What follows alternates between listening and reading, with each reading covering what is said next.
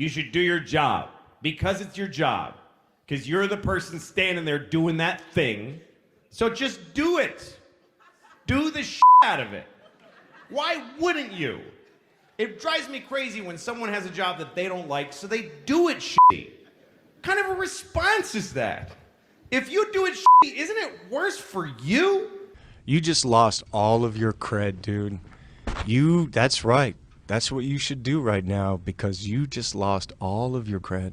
Ooh-wee, what's going on, everyone? Jeremy here from The Quartering. We've got some massive copium coming from the video game journalist section. The dying website known as Polygon. They are legitimately mad that Cyberpunk sold so well. They're mad at you, the Cyberpunk gamer. They're mad at you if you purchase Cyberpunk. You are an edgy boy or an edgy girl. You are a plight on this planet. Now, that's what Polygon said. Me? I love you. I hope that you'll click that like button and there's a red subscribe button down below and help me reach 1 million by the end of the year. Look, I promise you this. If we do it, here's one good thing. If we make it, you'll get to stop hearing me bring it up every day. I'll give you 1 full month of not talking about subscriber goals. Deal? Deal? So subscribe today. Now, there's a bit of bait floating around out there. So you could play Cyberpunk 2077 on December 9th instead of December 10th, depending where you live. Well, sort of. If you look at time zones, that's when you can play it. Now, you see in New York, you could play it December 9th at 7 p.m. Eastern. It looks like the entire United States can play December 9th. Dr. Disrespect was right. December 9th, 4 p.m. Pacific time. Mexico City, December 9th. That's Central. So that means I can play on December 9th. New York, December 9th. We don't hear December 10th until Europe and Australia. So get wrecked, Australia. I didn't mean that, Bearing. I'm sorry. I'm sorry. It's bad enough you guys have a legendary lockdown going on. But now you'll have to wait till December 10th to play. But don't worry. Polygon's mad that you bought the game. It sucks that Cyberpunk 2077's edgelord marketing worked so well. Stacy Henley. I just have a feeling about her bio. I'm not going to look. Not going to look.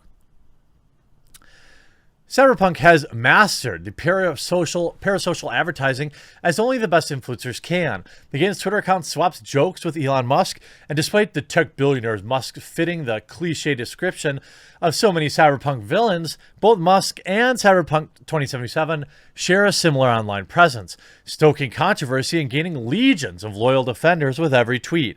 The game's marketing has a Fred Durst-esque faux edginess persona that has defined the conversation around the game.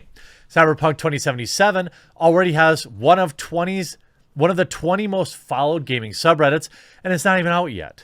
CD Projekt Red has got everybody talking about the game, though not always for the right reasons. No. See, we are talking about it for the right reasons. You're the ones talking about it for the wrong reasons. You're the ones droning on endlessly about crunch. You're the ones getting totally butthurt over a poster. Not us. We're talking about the gigantic open world. We're talking about the ability to have 150 plus hours of gameplay. We're talking about the next gen graphics. We're talking about the way the multifaceted storylines will intertwine and could change the way the game ends. We're talking about what the multiplayer game is going to look like. What you're talking about is a single poster in the game. My skepticism started when we revealed this controversial mixed-up poster back in June. The poster featured a feminine model with what can only be described as a gigantic bulging member. Her skin-tight leotard left nothing to the imagination. Even the veins were visible. At this time, some fans called out the imagery as exploitative, mocking, and phobic. Though CDPR defended the poster. I like how this person looks, said, the artist that drew it. Offense is never given, is only taken. Now, even though the artist described where they were coming from. No, you're this art writer, so you'll say, I don't buy it. While a cutting critique of queer commodification might have been part of the idea of the nucleus, the outcome is a commodification itself, objectifying trans folks as creatures. That's the point, you idiot. I digress. CDPR's marketing arm already had a history of phobic incidents before the poster got revealed. In September 2018, Cyberpunk's official Twitter account, back in its edgiest, earliest stages, tweeted a tired, "Did you just assume my gender" joke. No, not a joke! Oh, God, please, please. And by the way, in my opinion, obviously, this may come as a surprise to you, but I'm not trans. I do welcome my trans audience in, just like I would anybody else. I think that whole jokes nexus is not about trans people. It's about these like social justice warriors that do that, right? If you really want to take a second and understand the joke is not making fun of trans people. A month later, the Twitter account for the digital storefront GOG, owned by CD Projekt Red, hijacked a trans-positive hashtag to make a joke about PC games. By the way, he was fired for that. He was also doxxed by the cesspool that is Reset Era. And a lot of you didn't know this, but I hired him immediately after that. Made sure he had a job because the hate mob came for him. Then he also did, of course, the games journalism joke that these losers have been butthurt about ever since. So then they spent 5 paragraphs justifying why you need to be worried about the Mix It Up poster.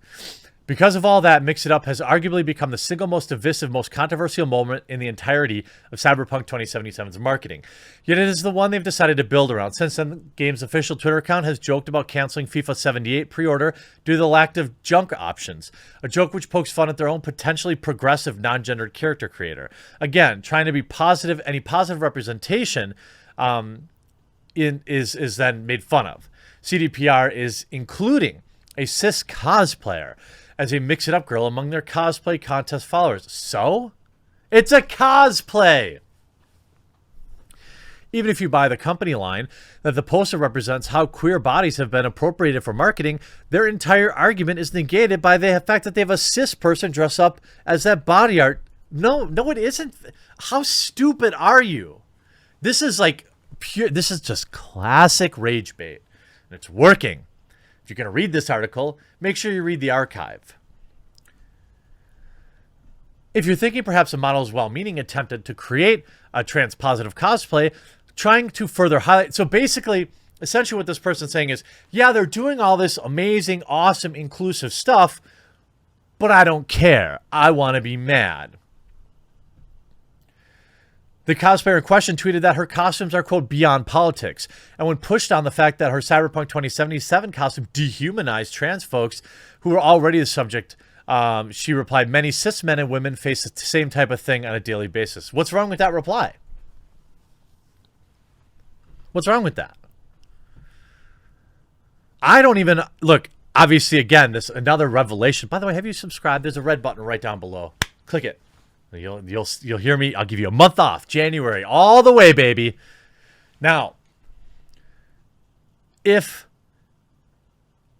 you understand where this article is coming from, it's coming from a place of, I don't care that there are mountains of evidence that disprove my faux outrage. I'm still going to be outraged.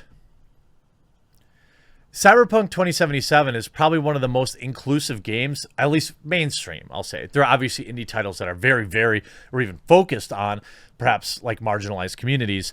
But obviously Cyberpunk 2077 goes much further than any AAA game, right?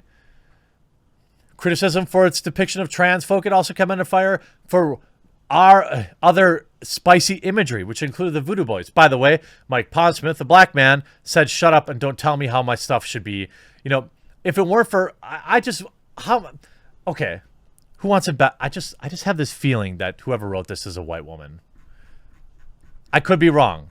But I want to say something. But I want to be right. I want to be right, and I could be wrong. Definitely a reasonable chance I'm wrong.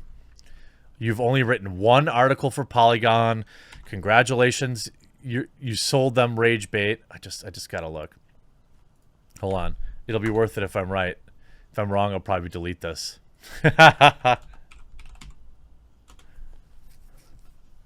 Where are you? Yes! By the power of white woman, I am offended. By the power of white woman, I am offended. I knew it. I knew it. I knew it. I knew it. Cope more, Stacy. And then you go down here, it says, again, no one knows how well any of these controversy themes will be tackled in the game itself. Oh, I can't wait. I can't wait. I hope to be able to cover the game at least once a day. I hope that I get to sop up your journo tears every single day.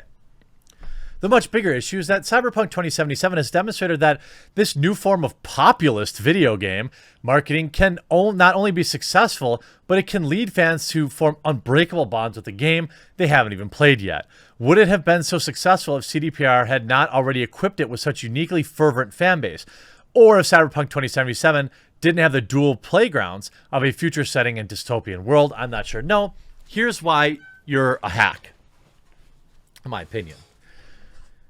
You know why Cyberpunk 2077 is so hyped and why CD Projekt Red's fans are so fervent? It's because of The Witcher.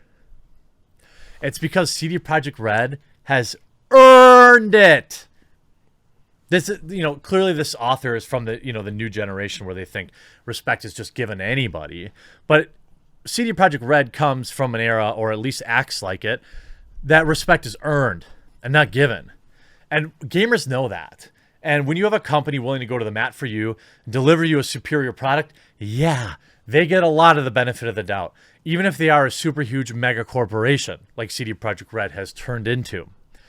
What's most depressing, though, isn't how loyal their fan base is or how throughout all this controversy, but the controversy CDPR has deliberately decided to put them through. They might have genuinely meant well with the Mix It Up poster they did the first time, but to harken back to the cosplay contest, also that's fine. To keep joking around their character creator options, so? These are all active choices. CDPR is somewhat positive and progressive. Or wait, take those fans somewhere positive and progressive rather than use their unique position to tackle the rampant discrimination and toxicity in the gaming community. They've played the lowest common denominator every time. Whatever you think about, it's hard to deny it worked. And that means other games are probably going to copy it in the future. Cope more. I can't wait to play Cyberpunk 2077. And I hope that, if you haven't purchased it yet, you wait, you watch your reviews. You don't buy it just to own the game journals, but it's a nice bonus piece. I hope you enjoyed this video. We'll talk to you again real soon.